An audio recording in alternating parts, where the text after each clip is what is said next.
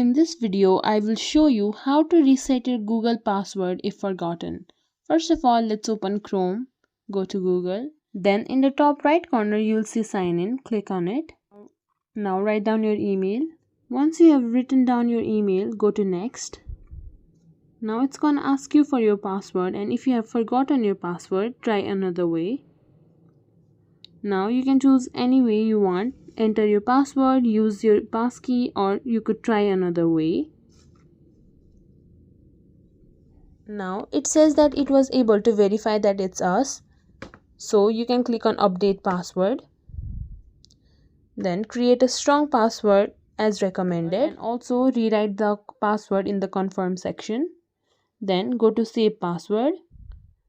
Then click on change password.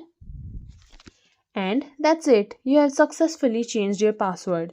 If you think this was helpful, please consider subscribing to our channel and like our video. Thank you.